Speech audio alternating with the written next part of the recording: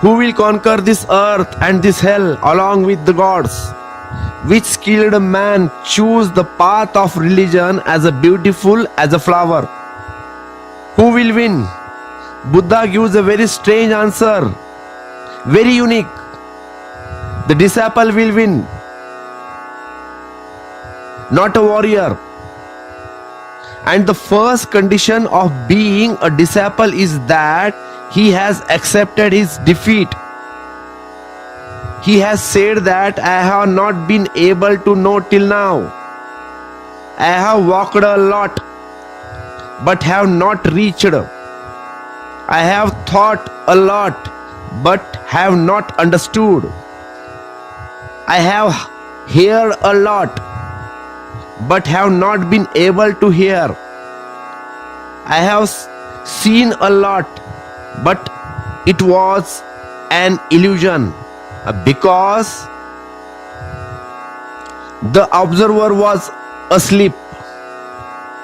The one who has lost and put his head at the feet of the Guru and said that I do not know anything.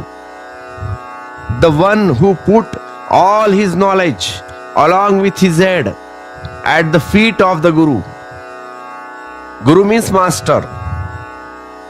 He is skilled in learning. He is successful in learning. He has got the ability to learn. The one who has know that I do not know, he is the disciple. It is difficult because the ego says that I do not know anything more.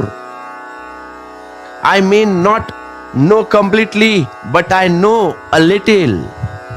I may not know everything, but I have know a lot. A great scholar came to Buddha, very famous, Sariputra. He was very knowledgeable. He knew all the Vedas by heart. He himself had a few thousand disciples. Not disciple, but student. But he thought that they were disciples because he thought that he was learned man. When he came to Buddha and raised many questions, Buddha said all these questions are of scholarship. These questions have arisen from the scriptures. They are not arising within you. Saripatra, these questions are not yours. These questions are borrowed. You have read a book, question have arise from book. If you had not read this book, these questions would not have arisen. If you had read other books, other questions would have arisen. These questions do not come from within your life. They do not arise from your inner self. They are not existential. They are intellectual. If Sariputra had been only a scholar, he would have gone away angrily. He lowered his eyes. He thought he saw how much truth there was in what Buddha was saying, and he found truth. He put his head at his feet.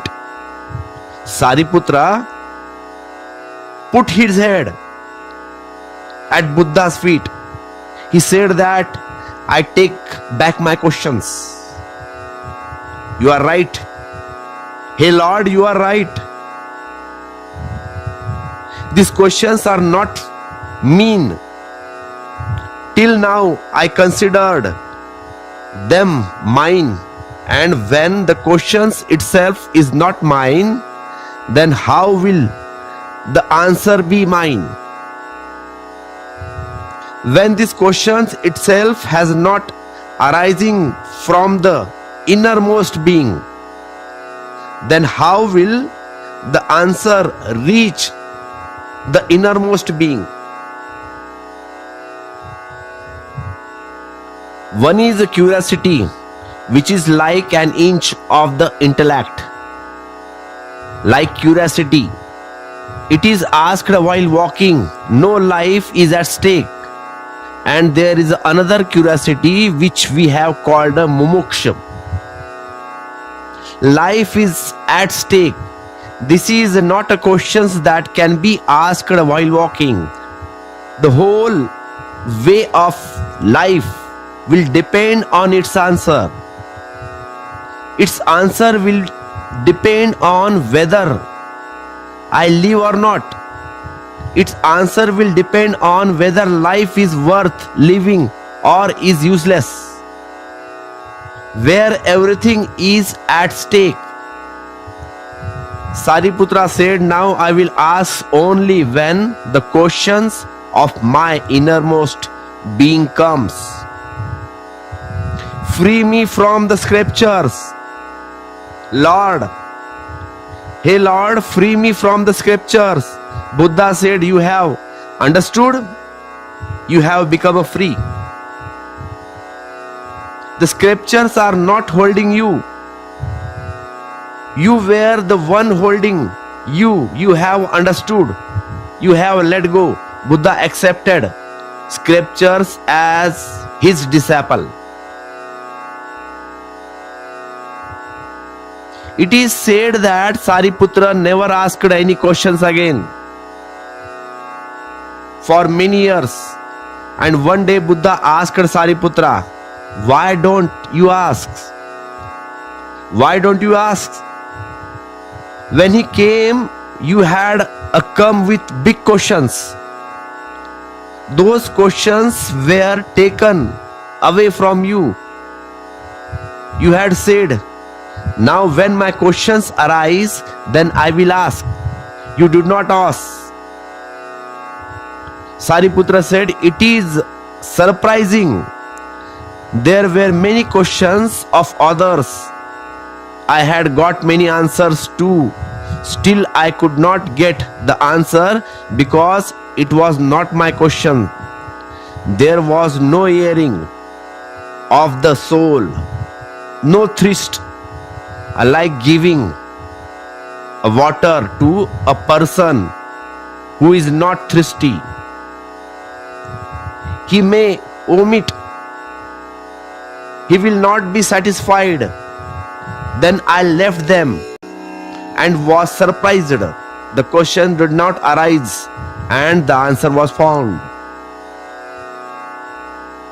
Whoever starts even a little bite of going inside himself, his questions keep on disappearing, standing in the innermost being.